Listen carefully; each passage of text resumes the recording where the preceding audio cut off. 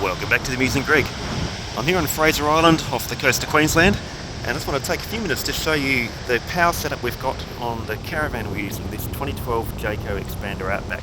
I'm going to go through just briefly all the different bits and pieces we've got in here and how we're giving ourselves power on the road. So this is where all the action happens. We're going to start onto this seat over here. Bingo, there we go. Okay, let's take a look at what we've got.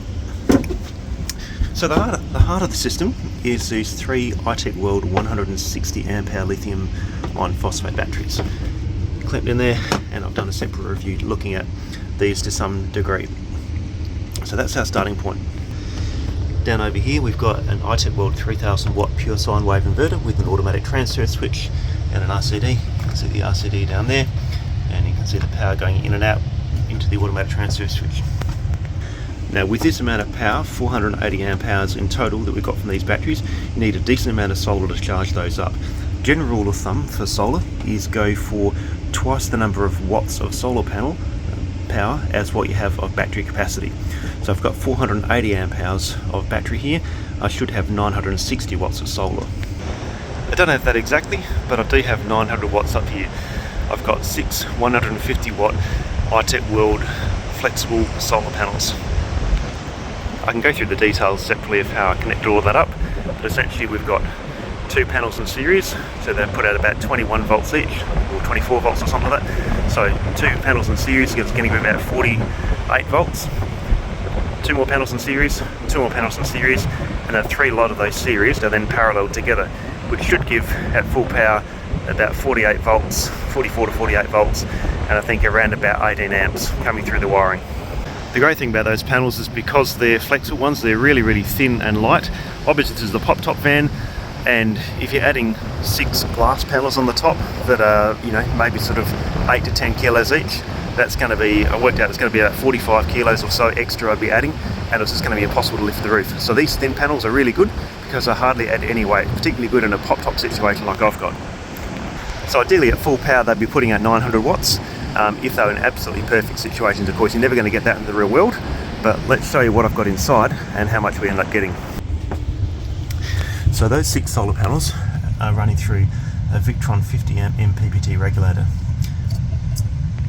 Now, if those panels were putting out full power, they'd be putting out around about probably 60 amps, I think it was.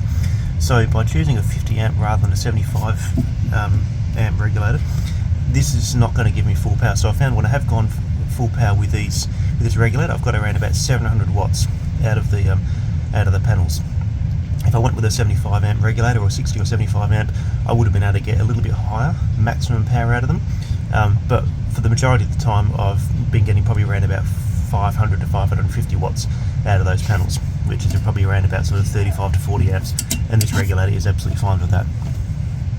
Now this is great when you're traveling and you've got full sun, or you've camped at a campsite and you've got full sun, but when you're driving, of course, particularly if you're in overcast conditions, then that's not going to do very much. So I've also got a Victron Orion 50 amp DC to DC charger. That one plugs into the Anderson plug for the vehicle, and that provides power from the vehicle when we're driving. So the two of those actually work out really well, because if they're both putting out full power, you can be getting sort of close to 100 amps going in. I've never seen that much going in, but theoretically you could get that. But the great thing about this setup is whether you've got overcast conditions or sunny conditions, you've still got some power going in, especially if you're going to be driving. If you happen to have really bad conditions, the batteries are flat, you're not getting much sun, you can always plug the vehicle in to the Anderson plug and just get some recharge off the DC to DC charger. And this is the Orion, which is a really good DC to DC charger. You see how thin it is. I may do a separate review on that, or I may not, I'm not sure about that one yet. But it's very thin and light, and they've just packed in perfectly between the back of the inverter and the side of the batteries. Now all of this is fused. I've got two copper bus bars linking the 3 batteries together. They're insulated just to make sure that we don't have as little chance of getting a short as possible.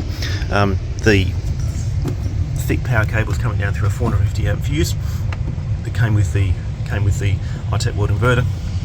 I've got everything going to a mounting post there where all the positive terminals come in.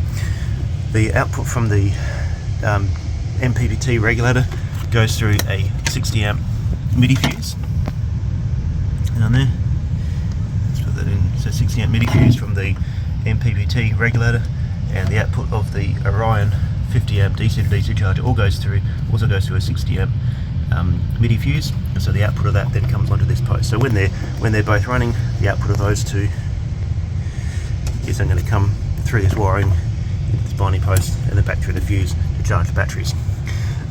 Going on from there, you've obviously also got the power for the inverter. It's going to be coming through this thick cable that's also coming from that binding post and out the way back. Further down here, you've got the input to the DC to DC charger. I've got a 50 amp fuse for that. Not as easy to get those ones off, so I can. So that's a 50 amp MIDI fuse for that one there on the DC to DC charger, and I've got a separate fuse, 50 amp MIDI fuse for the external solar regulator, which I've got that outside if I need to plug an external solar blanket in. That's really helpful if you're going to be in conditions where the van might be parked in the shade and you're not able to have full sun on the roof of the van. An external solar blanket or panel is really good, and that's also protecting that input to make sure we don't overload that. Now, in terms of battery monitoring, I've actually got two battery monitors on here. The van came with a Victron BMV, I think it was a 700, was the original battery monitor that was on this van.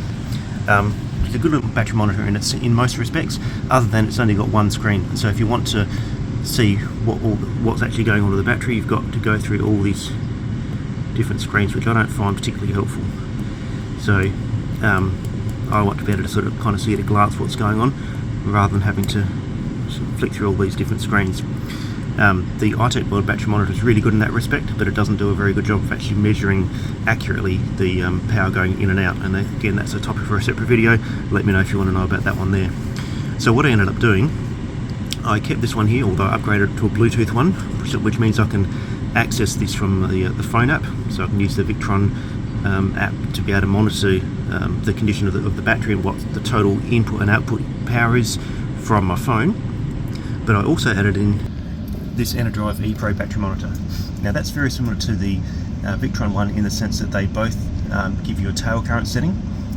Without going into the details, it essentially means that the way that these two battery monitors are set up, it's much easier to detect when the battery is fully charged and when it's fully flat, compared to many of the cheaper battery monitors that don't do it that way. I don't want to go into technical details about that now, but essentially if your battery monitor doesn't have a tail current setting on it, it's very hard to actually make the battery monitor know when it's actually the battery is fully charged or not, and so you end up the calibration drifts over time. So this does have that, and so I've essentially got two battery monitors in this van, simply because I didn't really like the position of this one down here, right down by the floor. It's very hard to see, so I ended up installing this other one up over here. And as you can see on the Enerdrive monitor, you've got let's kind of keep that on. Obviously got the battery percentage, which is helpful. You've also got this secondary display down here, which I've got at the moment set for how much current's coming in into the battery at the moment. That's going to be from the solar. You can then flick through how many watts is being drawn or generated, total amp hours drawn, time remaining, battery voltage. So you can go through those other screens if you want to, but for me, having the percentage and also the current that's currently going in or out, you also have this gauge around the side as a visual indicator of full to empty. Obviously full's around here, and as you can see, this little line here flicks around every now and again, just to indicate that that's power going in. If we were drawing power out, that would be flicking in the other direction to show that we're draining power. So it's actually got a bit more information than what you might realise, but that's pretty helpful. I found having this extra material information available. That's what I use the majority of the time to check the battery when I'm in the van. I'm always going to this battery monitor, not the Victron. However, if I want to use it from the app, this doesn't come with a Bluetooth app. So if you want to use your phone, this one's no good. I think you might be able to buy a Bluetooth dongle separately for that, but it's already a pretty expensive battery monitor. I think it was $350, $400 or something like that. More expensive than the Victron, and doesn't have Bluetooth. So having the two of them together works well in my situation. And so coming back into the wiring, that's what this is for. This is the base unit for the battery monitor. All of the negative that comes to the battery runs to this point here, and then the shunt is measuring how much current's going through that point. I've then got this little link going to the Victron battery monitor shunt, which does exactly the same thing, and the negative from that then runs back to the battery. Power for the inverter is switched on and off from behind this little little control panel, which I've touched on separately. And probably the last thing to mention is in relation to the AC charger. You would have probably seen from the early videos I did on the iTech World 120 amp hour Bluetooth battery that the original battery charger from the Jayco I had didn't charge those very well. So under here, apart from some ginger beer, is I've got, it's a little bit hard to get to, but I've got a Victron 30 amp mains charger, which is also a Bluetooth one. That just means that we can control the state of the charge of the battery a lot more easily than what we can with the standard built-in Jayco charger. The Jayco charger probably only put out about 20 amps or so, and for 3 batteries it doesn't really provide anywhere near enough charge. This is a 30 amp charger, and it gives you full control over charging profiles, the points at which it turns on and off. It's really good charger. It's worked out really well. The last thing I just mentioned again is if you're going with a big battery setup like this, you've obviously got to make sure your power cables are nice and fat, because you're going to be drawing a heap of current out of it, particularly if you're running something like a 3000 watt inverter. I've got a separate video on the danger of thin power cables and how I nearly started a fire in a different caravan, so make sure you check that out if you're thinking about doing a big battery installation as well.